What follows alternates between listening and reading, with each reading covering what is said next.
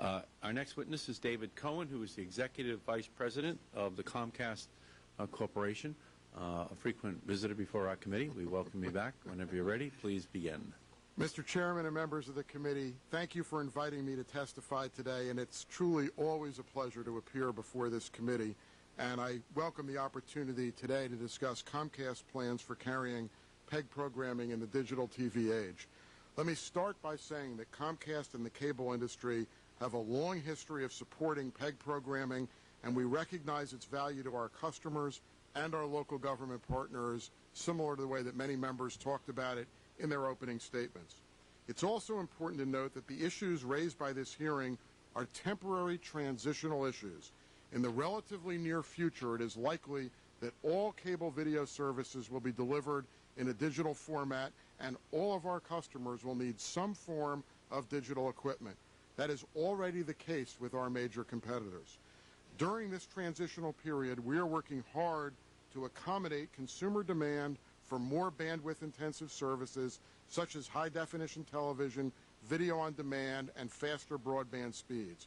We have wonderful technologies, including signal compression and switch digital video, but we also need to use our bandwidth more efficiently, and that means delivering in a digital format channels that previously were delivered in analog.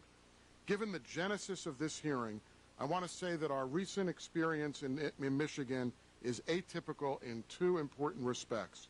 First, in the vast majority of our cable systems, PEG channels remain in analog, and we have no plans to change that. In fact, we have voluntarily increased our PEG carriage in many systems by adding a digital simulcast to accompany the traditional analog version. In light of the relatively large number of PEG channels in certain Michigan communities, however, we need to work out different arrangements for PEG to help us accommodate consumer demand for those other services. And that leads me to the second way in which our Michigan Digital Initiative differs from our standard practice.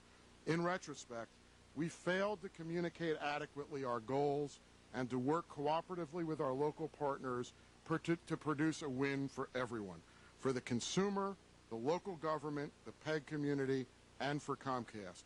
That is not the way we want to do business in Michigan or in the rest of the country, and I want to apologize for that. I'm pleased to say that we are now engaged in friendly and what I am sure ultimately will be fruitful discussions with the local governments in Michigan, including Mayor O'Reilly of Dearborn, who is testifying here with me today. With this background, let me quickly highlight three key points about the digital delivery of PEG. One, the delivery of PEG channels in a digital format is a small part of a much larger transition from analog television to digital television. The spectrum efficiency of digital technology enables video providers like Comcast to vastly expand our service offerings. Second, today's intensely competitive video environment compels cable operators to offer PEG channels in a digital format. Our major competitors are already all digital, and they widely tout that fact in their consumer marketing. The two national DBS providers offer no local PEG programming whatsoever, and our telephone competitors generally seek to offer less than we do. If established cable operators are unduly restrained in our digital transition, it will weaken our competitive posture, and ironically, it will ultimately harm PEG programmers whose primary distribution is on cable.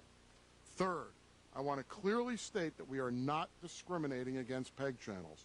In most of our cable systems, the vast majority of commercial programming services are already transmitted exclusively in PEG in digital format.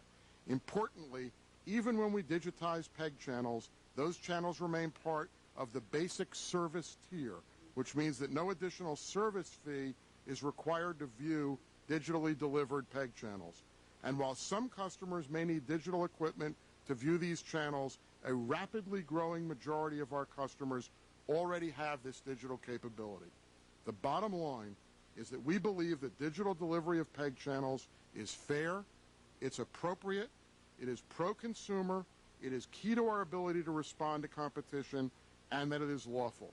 But as I said earlier, and this is the most important statement, given the strong commitment that we have to PEG programming, And given the strong relationships we enjoy with our local government partners, Comcast is committed to working cooperatively with those local partners to ensure efficient PEG delivery through the digital transition.